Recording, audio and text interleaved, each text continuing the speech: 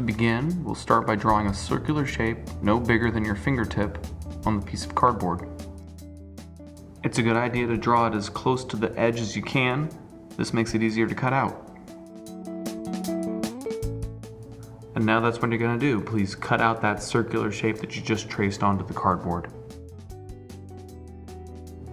As you're cutting, please be careful that you don't get yourself with the scissors. And you want to cut it out as exactly as you can.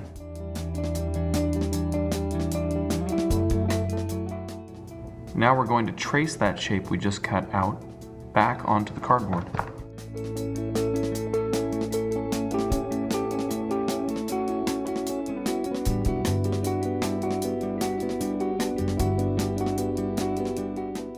Again, we're going to cut out this shape, but this time, instead of cutting on the line, we'll cut a few millimeters outside the line so that this shape is a little bit bigger than the last one.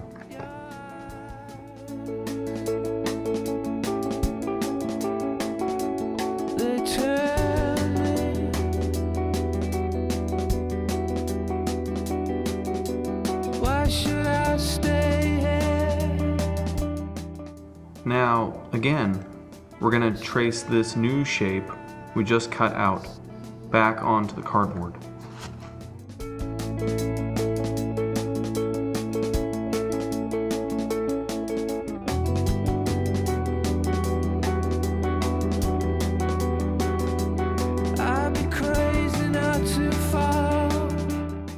This time we'll again cut the shape out a few millimeters outside the line, and we're going to elongate one side of the shape even bigger so that it really sticks out.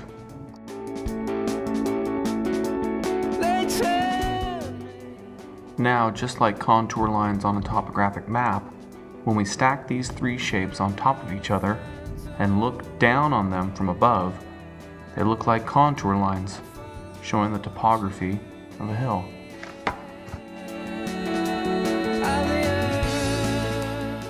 Unlike a topographic map, we can also move those contour lines around, changing the shape of the hill. By doing that, you'll see that I've created a new landform. My hill now has a cliff.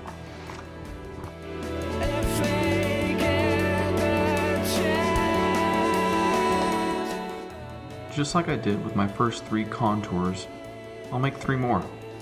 Again, we want to cut out each of these a few millimeters larger than the last.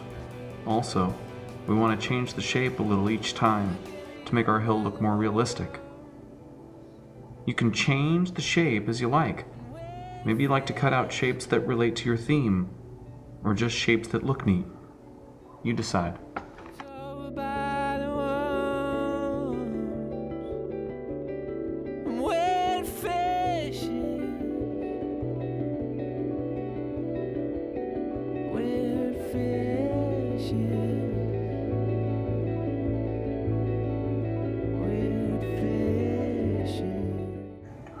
Now, as we stack up all the pieces we've cut out, we can see that our hill is getting tall and it's getting more complicated.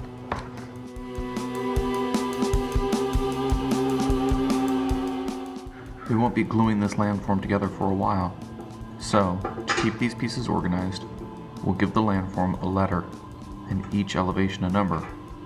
We will mark the top elevation A1 and the rest in order to A5. A1, A2, A3, A4, and then A5.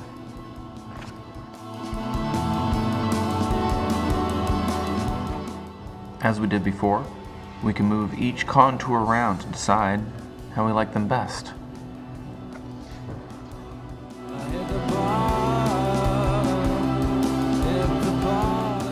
So, taking our lowest elevation, we'll trace it back onto the cardboard. Again, we'll cut out a few millimeters outside the line we drew. But this time, we'll cut a V shape into our next contour line. Then, as we trace the next few layers, we'll trace that V shape in as well. If you remember back to when we studied topographic maps, you'll remember that when contour lines cross a river, they make this V shape.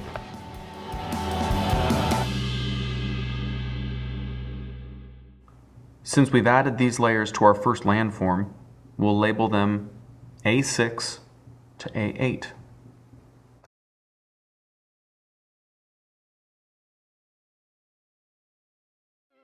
When we stack all the contour layers on top of each other again, we can see the V-shaped valley that's been eroded from this hill by the river. Again, by rearranging the positions of these layers, we can change the topography. We can give our river a steeper gradient, or even turn it into a waterfall, as you see here.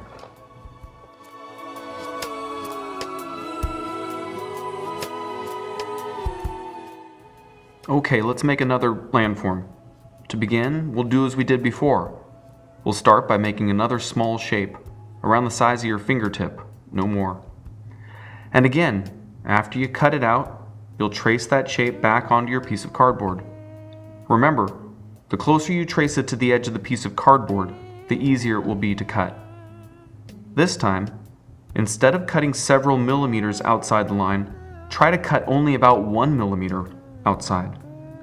As you cut each of these new pieces, do the same, so that you'll end up with a landform with much steeper sides than the last one. Since this is a new landform, we'll label each of its elevations from B1 to B6.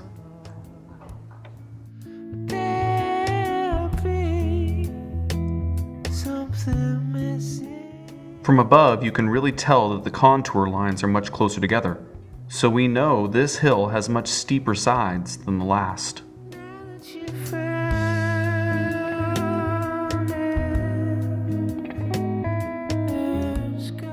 Now that we have two landforms, we can move them closer together or farther apart.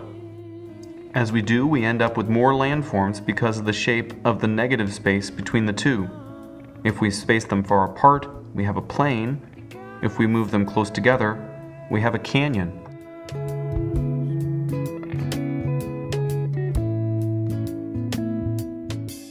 Now that you've learned how to construct landforms for this model, consult your paper, Landforms You Gotta Know. Decide which landforms you want to have on your island and start cutting them out. Remember to give each new landform you build a new letter and to number each of its layers so that you can keep your work organized. Once we have all our landforms built, we will put our islands together.